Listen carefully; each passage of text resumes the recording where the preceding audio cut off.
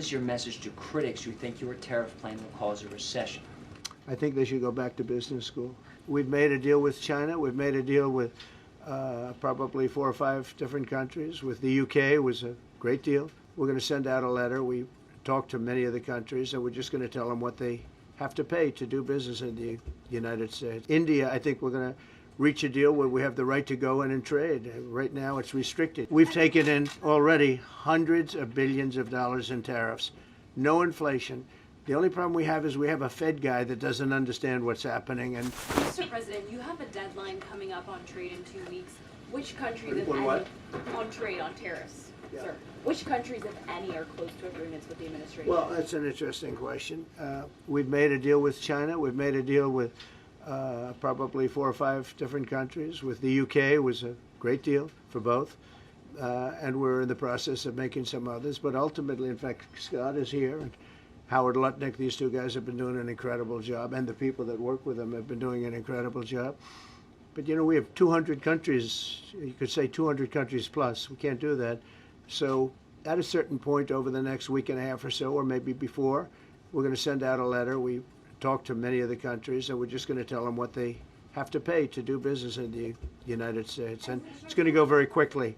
But some of the bigger countries, so India, I think we're going to reach a deal where we have the right to go in and trade. Right now, it's restricted. You can't walk in there. You can't even think about it. We're looking to get a full trade barrier dropping, which is unthinkable. And I'm not sure that that's going to happen, but as of this moment, we've agreed to that, go into Indian trade. We're going to be trading in China. That's going to come a little bit down the road, but we're going to be trading in China. We have a lot of great things going, and we're getting along with countries, but some will be disappointed because they're going to have to pay tariffs. And we've taken in already hundreds of billions of dollars in tariffs. No inflation. The only problem we have is we have a Fed guy that doesn't understand what's happening, and it would be great if he'd lower the rate because we'd be able to borrow a lot cheaper. Mr. President, a leading global economist just did a 180 and says your tariff plan, you may have outsmarted everybody with it. What is your message? I love this. I love this question. This is the favorite. This is the best question I've ever been asked because I've been going through abuse for years on this. But Mr. Because as you know, we're taking in hundreds of billions of dollars, no inflation whatsoever.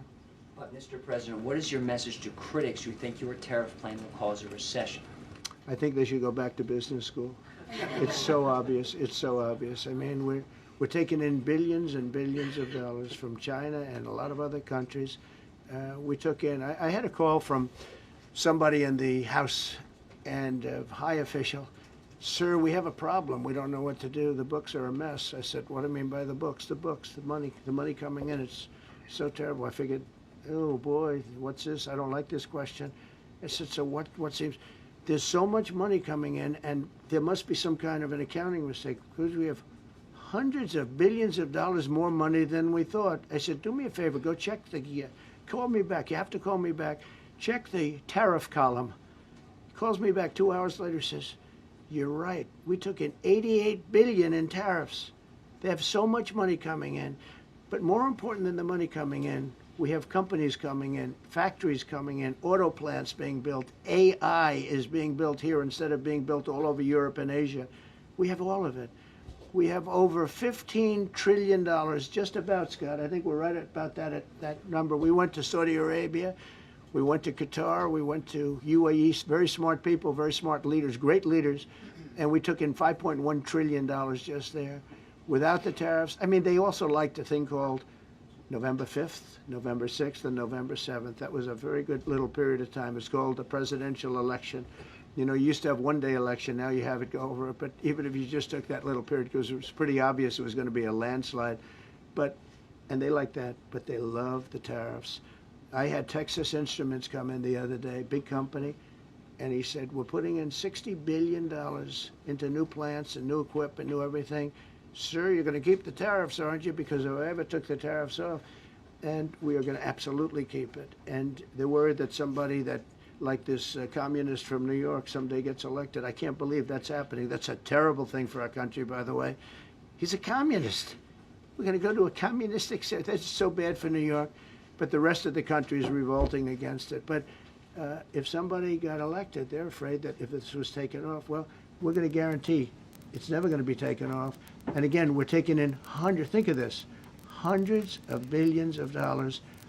And they were all confused because they've never seen this before. You know, it's always the other way. We don't have enough money. So much money is coming in at levels that nobody's ever seen.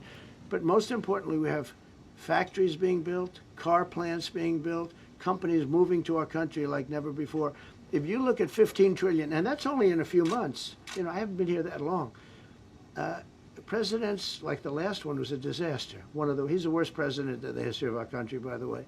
What he did on our border can never, ever be forgotten. To me, that's the worst of all the things. And he's done some terrible things, grossly incompetent. Nobody knew it was him because I don't think it was him. I think it was whoever was controlling the auto pen. But our country is doing great. And those leaders and other leaders, I just left, as you know, a large group of the most highly respected people. And that includes big countries. When you look at Germany and France and Spain, although Spain didn't come through, but they will. By the way, guaranteed they will. That was the only country that sort of tried to hold back on putting up the money. But just so you know, they said, it's unbelievable what's happened to the USA. You were a dead country.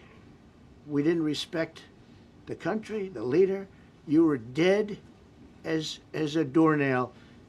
One said to me, you went from being a dead country, you are right now the hottest country anywhere in the world. The whole world is talking about the USA, and everybody wants a part of it, and they're pouring into our country, and you're going to see those numbers. Thank you for that question.